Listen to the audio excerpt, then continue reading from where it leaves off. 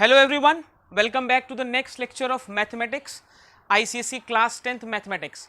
Today's topic of discussion is linear inequalities. आज के lecture में बच्चों we'll be studying linear inequalities and by the end of the lecture you will be able to understand all the concepts of the inequalities, कैसे हम inequalities को solve करते हैं and these are the questions that I'll be discussing after I complete the topic. Fine, चलिए बच्चों let's start.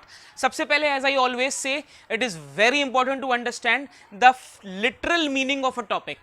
तो my topic is linear inequalities. तो सबसे पहली चीज I am having the term linear, that means I will be dealing in linear equations only.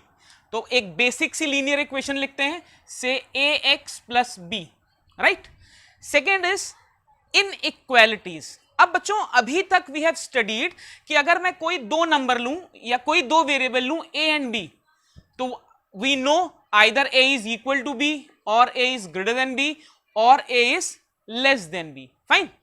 अच्छा, यहां पर there is a scope of placing an equality sign. ये straight line मुझे बताता है कि a इज आइदर ग्रेटर और equal to b. तो जब बच्चों किसी भी दो नंबर को हम कंपेयर कर रहे हैं, then this inequality helps us to decide how the two numbers are related to each other. In case 1 I can surely say that both the numbers are equal. In case 2 I can say that a is greater than or equal to b. In case c I can say a is less than or equal to b. तो ये जो बच्चों तीनों science हैं, these three signs are my inequality signs. हमें पूरे chapter में दो नंबर्स के बीच में या लीनियर इक्वेशंस के बीच में इन साइंस को पढ़ना है. तो सबसे पहले आई होप आपको ये समझ में आ गया होगा कि आपको पढ़ना क्या है. हमें लीनियर इक्वेशन के केस में इन दोनों साइंस को पढ़ना है. Next thing, a very important thing, कुछ टर्म्स आते हैं बच्चों इस चैप्टर में जिन्हें समझना बहुत जरूरी है. सबसे पहला है रिप्लेसमेंट सेट. Replacement set. जब हम कोई इनइक्वालिटी सॉल्व कर रहे हैं, then I need to take the values from a particular set. जैसे अगर मैं आपसे बोलूं ax plus b is greater than 2, fine, और मैं आपसे बोलूं कि x बिलोंग्स टू से 2, 3, 4, 6, मेरा x एक सेट पर बिलोंग कर रहा है, that set is 2, 3, 4, 6. That means जब मैं इस इनइक्वालिटी पर ऑपरेट कर रहा हूं, during that course I can take only these 4 values of x. मतलब जब हम इनइक्वालिटीज पर ऑपरेट कर रहे हैं तो वो सेट जहां से हम इनपुट वैल्यूज लेंगे, दैट सेट इज कॉल्ड बच्चों replacement set. along with the replacement set we have a solution set as well. अब देखते हैं सॉल्यूशन सेट क्या होता है. जब मैं रिप्लेसमेंट सेट की वैल्यूज रखता हूं, जैसे अगर मैं यहां पर कर देता 2x प्लस 4, मान लीजिए 2x plus 4 is greater then 10, fine. अब मैं x की कौन कौन सी वैल्यूज ले सकता हूं? मैं x की वही वैल्यूज ले सकता हूं जो रिप्लेसमेंट सेट पे थी. कौन कौन सी वैल्यूज थी? 2, 3, 4 एंड 6. अब मैं ये सभी वैल्यूज रखता हूं, तो 2 into 2 plus 4 is greater then 10. क्या ये वैलिड है? 4 plus 4 8 is greater then 10. This is not valid, fine.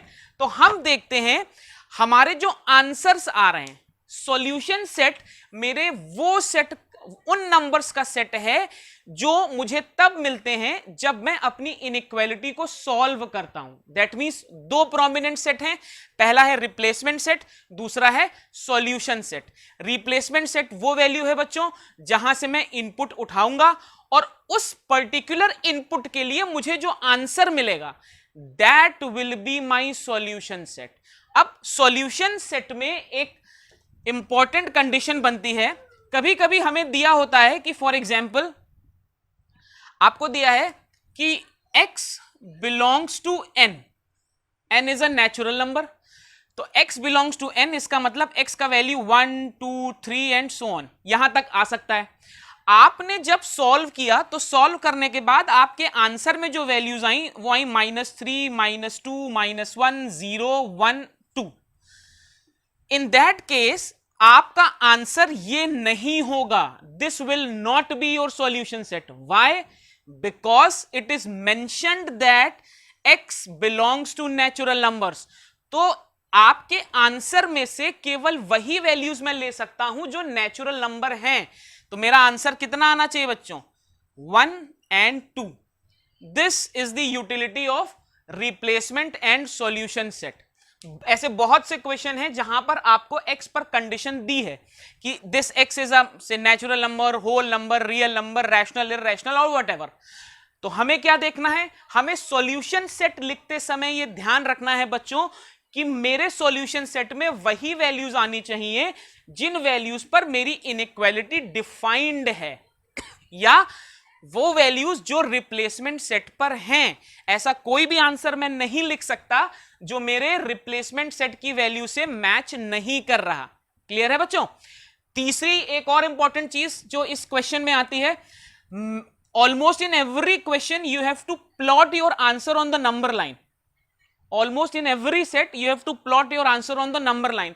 तो आप 9th में 8th में देख चुके हैं. नंबर लाइन है 0 1 2 3 -1 -2 up to infinity, minus infinity and up to infinity.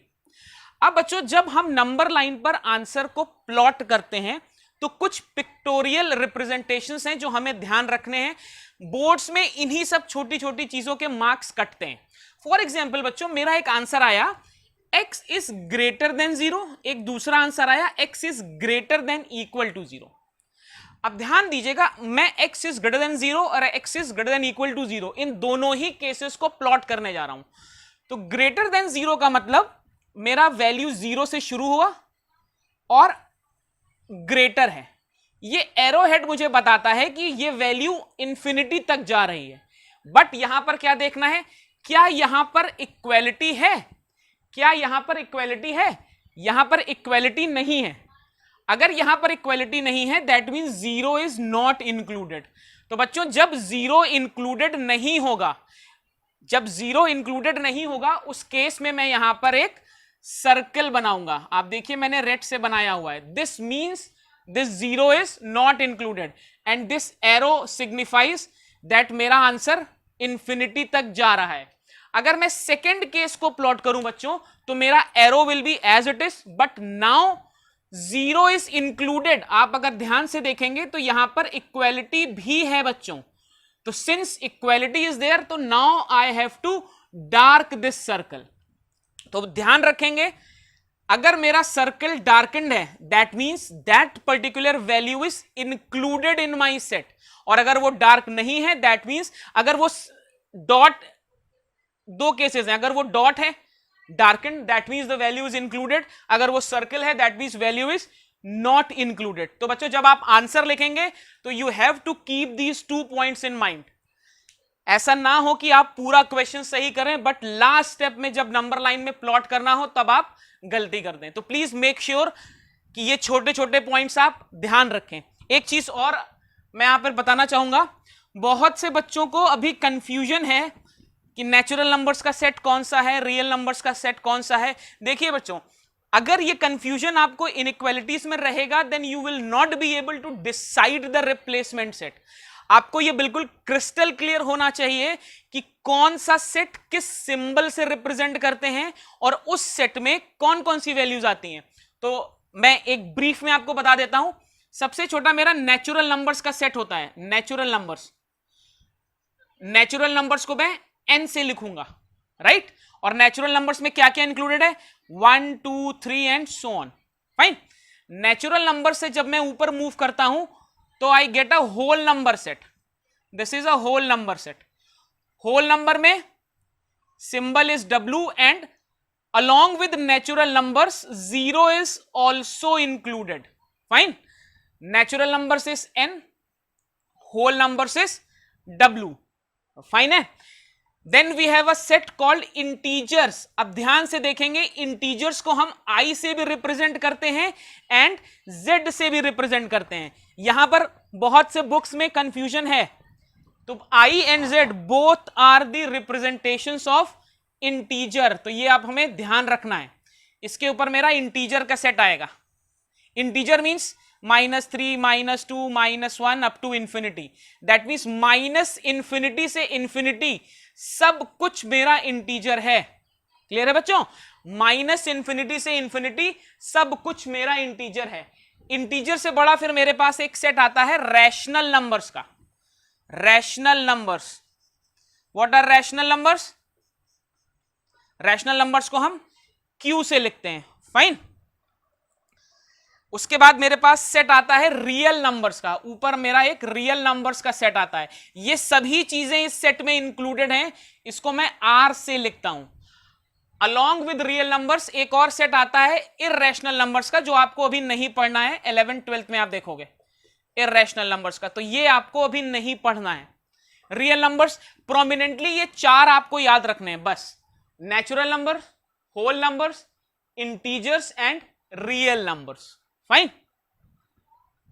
ये Q मतलब P अपॉन Q का फॉर्म भी यहां पर आ सकता है भाई। रैशनल नंबर्स का मतलब P अपॉन Q का फॉर्म। तो fractions are already included in real numbers. आपको प्रीडोमिनेंटली ये चार सेट याद रखने हैं along with their symbols.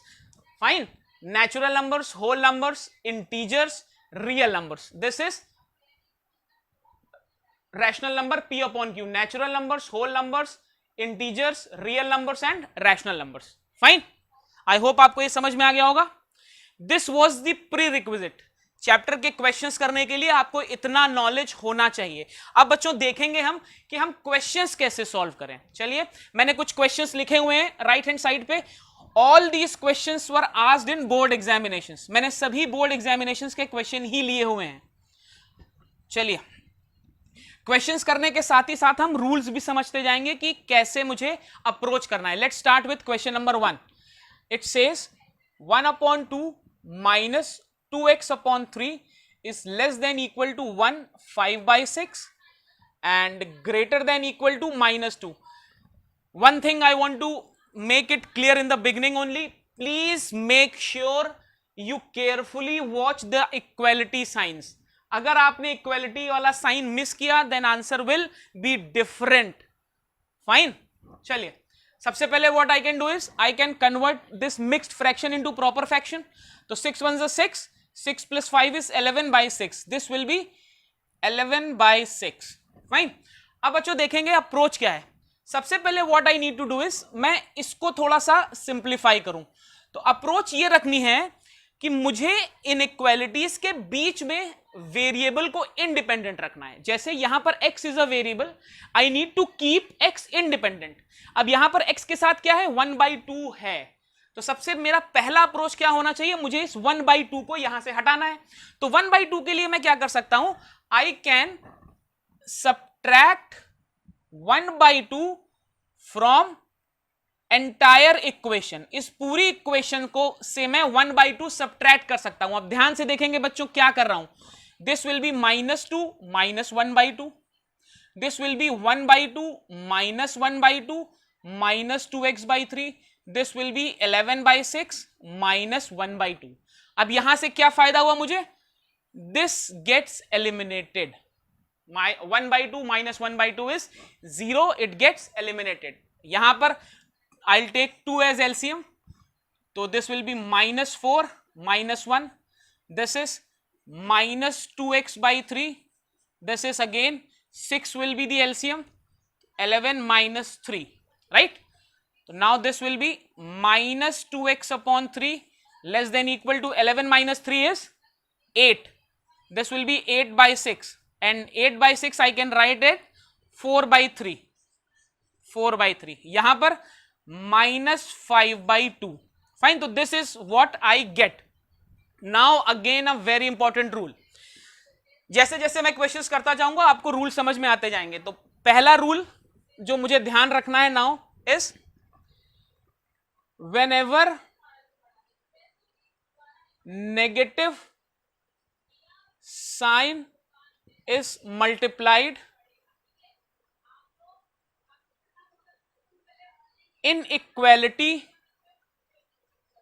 is reversed. Inequality is reversed. Very important sign. अब देखिए बच्चों यहां पर we have -2x/3 in the middle as a middle term. मुझे नेगेटिव साइन हटाना है तो मैं पूरे इक्वेशन को माइनस से मल्टीप्लाई करूंगा। जैसे ही मैं माइनस से मल्टीप्लाई करता हूं, this will B 5/2, this will B -4/3। अब मुझे क्या ध्यान रखना है, साइंस विल बी रिवर्स्ड। आप देखेंगे जो ग्रेटर देन वाला साइन था बच्चों वो अब लेस देन वाला बन गया, जो लेस देन वाला साइन था वो अब ग्रेटर देन बन गया। फाइन, यहां पर कंडीशन क्या थी, x belong to natural number. Now next step is मुझे इसको इंडिपेंडेंट करना है, तो what I can do is मैं पूरी इक्वेशन को 3 से मल्टीप्लाई कर रहा हूं। देखिएगा बच्चों, मेरा लॉजिक है कि मैं x को इंडिपेंडेंट लाऊं, तो मैं अगर पूरी इक्वेशन को 3 से मल्टीप्लाई कर दूं तो this will B 15/2, this will be 2x, this will B -4, right? ऐसा होगा। अब अगर मैं पूरी इक्वेशन को डिवाइड कर दूं 2 से, तो this will be x, this will B -2 and this will B 15/4, right? अब यहां पर देखिए मेरे पास दो केसेस हैं। पहला केस कह रहा है x is greater than equal to -2, दूसरा केस कह रहा है x is less than equal to 15/4। अभी भी the question is not over, मुझे देखना है आंसर क्या है, बिकॉज मेरा रिप्लेसमेंट सेट था x बिलोंग्स टू n, तो मेरा आंसर एक नेचुरल नंबर ही आना चाहिए बच्चों। तो 15/4 is nothing but 3 point something, this is 3 point something। अब मेरे पास दो कंडीशंस हैं, x is greater than equal to -2 and x is less than equal to 3 point something, and what I need to do is I need to plot this on the number line। ध्यान से देखेंगे बच्चों कैसे number line पे plot कर रहे हैं। सबसे पहले मैंने नंबर लाइन बना ली, 0, -1, -2, 1, 2 एंड 3। फाइन, अब आई नीड टू सी कि मैं नंबर लाइन पर कैसे प्लॉट करूंगा। तो my x is greater than और equal to -2, my x is greater than और इक्वल टू -2, मतलब या तो -2 है या -2 से बड़ा है, तो इधर लाई करेगा। Fine, second, my x is less then 3 point something, तो 3 point something कुछ यहां पे होगा इससे लेस, बट मुझे तो नेचुरल नंबर लेना है, तो नेचुरल नंबर में मैं पॉइंट तो लूंगा नहीं, दैट मींस इससे लेस इधर। ठीक, अब नेचुरल नंबर मेरा जो इंटरसेक्शन आया वो ये पॉइंट आया। अब इस पॉइंट में आप मुझे बताओ कि नेचुरल नंबर्स कौन से हैं, what are the natural numbers. क्या ये रीजन मेरा नेचुरल नंबर्स में आता है? नहीं आता, तो ये मेरे आंसर में भी बच्चों नहीं आएगा। अच्छा, 3 point something, तो पॉइंट के आगे वाली चीज तो नेचुरल नंबर नहीं है, तो बच्चों वो भी नहीं आएगी। तो मेरा आंसर कितना आएगा? सिर्फ 1, 2 एंड 3। तो my answer will be x belongs to 1, 2 and 3, right? This is how we approach our problems. I hope आपको समझ में आया होगा। It was a good question, it was asked in your board examinations and almost every condition was included in this। ध्यान से एक चीज और I would like to tell you, यहां पर कुछ बुक्स ने दोनों इनइक्वालिटीज को अलग अलग सॉल्व किया, that is also perfectly all right. आप एक बार में एक इनइक्वालिटी लो, एक बार में दूसरी इनइक्वालिटी लो, बट आई वुड सजेस्ट कि अगर आप एक साथ सॉल्व करोगे तो there is a more clarity, आपके लिए this will be more beneficial. Clear है? चलिए, let's move on to second question now. Note it down. After completing all these 3 questions you will cover almost every part of the chapter. उसके बाद आपका कोई भी condition left नहीं रहेगा। Now the second question is my inequality is x -4/2 plus x/3, this is 2, this is 3 and x belongs to i। अब देखिए, अगर आपको i नहीं पता होगा तो how would you choose your answer. तो इसीलिए जो मैंने अभी सर्कल बना के बताया था, प्लीज उसको पॉज करके नोट कर लेंगे। चलिए, सबसे पहले तो एलसीएम लेके इसको सॉल्व कर लेता हूं। 6 will be the LCM, this will be 3 times of x -4 plus 2x, this is 2, this is 3. So this will be 3, this will be 3x minus 12 plus 2x upon 6, this will be 2, right? Fine, चलिए, तो this will be 3x plus 2x is 5x minus 12 divided by 6 and 2. Now बच्चों मैंने क्या बताया था, we have to remove denominator. मुझे denominator को हमेशा एलिमिनेट करना है. I cannot have denominator in my answer.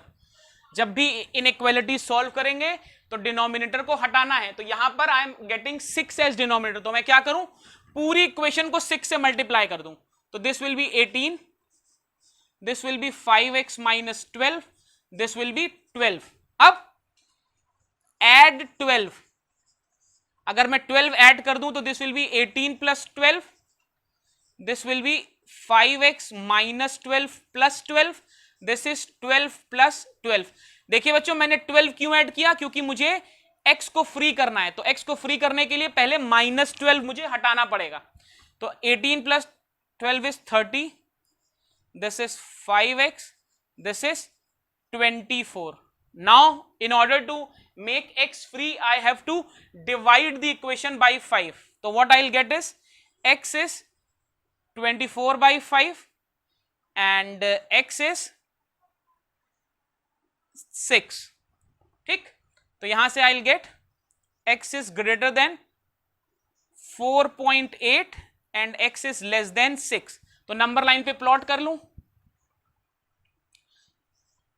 1 2 3 4 5 6, right. कैसे सॉल्यूशन लिखूंगा, x इज ग्रेटर देन 4.8, तो 4.8 कुछ यहां पे होगा, इससे बड़ा है.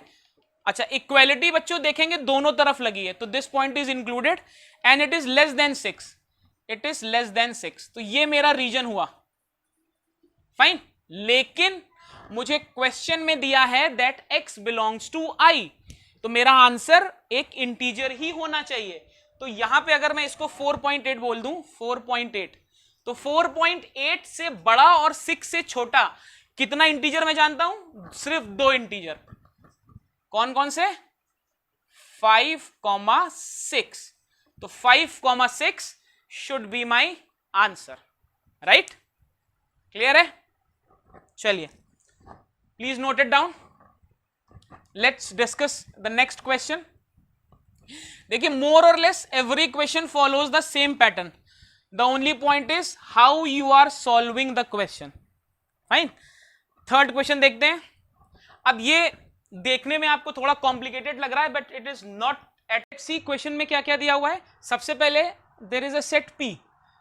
Fine. Which says, मैं सीधे सीधे वैल्यू लिख रहा हूं बच्चों. The set P is 2x minus 1 is less than equal to 11 and this is greater than 5 and here x belongs to R. अब देखेंगे हम P and Q दोनों के लिए पहले सेट्स डिजाइन करेंगे and then we have to find the value of P intersection Q. यहां पर अगेन जैसा मैं पहले क्वेश्चंस में करता आ रहा हूं, I need to add 1 to both the sides. So this will be 6, this will be 2x, this will be 12, again this will be 3 and this will be 6. अब बच्चों यहां पर ध्यान से देखेंगे, x is greater than 3 and less than 6. Important चीज या important observation ये है कि यहां पर इक्वालिटी का साइन नहीं है. अगर इक्वालिटी का साइन नहीं है and x belongs to r, that means मेरा सॉल्यूशन क्या आना चाहिए, this should be 4 5 and 6, right. Similarly देखते हैं बच्चों q के लिए क्या है. For q the inequality is 3 plus 4x is less than 23 and this is greater than equal to -1. यहां पर देखिए लेफ्ट हैंड साइड पर इक्वालिटी होल्ड कर रही है. अब अगर मुझे x को फ्री करना है तो मुझे -3 करना पड़ेगा फ्रॉम बोथ द साइड्स. तो this will be -3, this will be 4x and this will be 20. Now 4 से मैंने डिवाइड किया, this will be -1 and this will be 5. अब यहां पर देखिए x is greater than -1 and equal to but less than 4. That means अगर मैं number line बनाऊं तो -1 से 4, दिस इज 5. तो ये मेरा रीजन है, दिस इज माई रीजन. तो मेरा सॉल्यूशन क्या आएगा बच्चों, x बिलोंग्स टू -1, 0, 1, 2, 3 एंड 4। अब मेरा सॉल्यूशन क्या है? What we need to find is P intersection Q। That means मुझे इस सेट और इस सेट में कॉमन एलिमेंट ढूंढना है। तो I can clearly see that 4 is the common element. That means इस क्वेश्चन का आंसर होना चाहिए x belongs to 4। This is my answer. Clear है बच्चों? आई होप समझ में आ गया होगा। The method was exactly the same as in the previous questions. Let's do the final question for the day. This is again, all the questions that I have been discussing are from ML Agarwal. I am repeating it again. This question is from your chapter test. Let's see how to approach. X plus 1 upon x plus 1 minus x upon 3 is greater than 2x upon 5, and here you are getting 2x minus 3. Fine. अब बच्चों देखेंगे, question को देख के बिल्कुल confuse नहीं होना है कि लेफ्ट पे भी x है, राइट पे भी x है, मिडिल में भी x है। Will be following the same approach. सबसे पहले मुझे यहां पर एलसीएम लेना है, तो this will be 2x minus 3 is less than 3x plus 1 minus x upon 3। This is greater than 2x upon 5। देखिए मैंने यहां पर 3 एलसीएम लिया, तो this will be 3x plus 1 minus x। Again this is 2x minus 3, this is 2x plus 1 upon 3 and this is 2x upon 5। अब यहां पर I am following a different approach। अभी तक मैंने आपको बोला था कि मैं एक साथ इनइक्वालिटी सॉल्व करूंगा। जस्ट फॉर अ चेंज इस क्वेश्चन में हम दो केसेस बनाते हैं। पहला केस ये है, पहली इनइक्वालिटी लेते हैं which says 2x minus 3 is greater than equal to 2x plus 1 upon 3। Cross multiply किया, 6x minus 9 is greater than equal to 2x plus 1। इधर लाए x को, तो 4x is greater than equal to 10। आप देखिए 9 को मैं इधर ले गया हूं और 2x को मैं इधर लाता हूं, तो यहां से x is greater than equal to 10 by 4। This will give me x is greater than equal to 5 by 2। तो लेफ्ट हैंड साइड की इनइक्वालिटी को सॉल्व करके I am getting x is greater than equal to 5 by 2। अब right hand side this one I need to solve this one. देखता हूं क्या आ रहा है।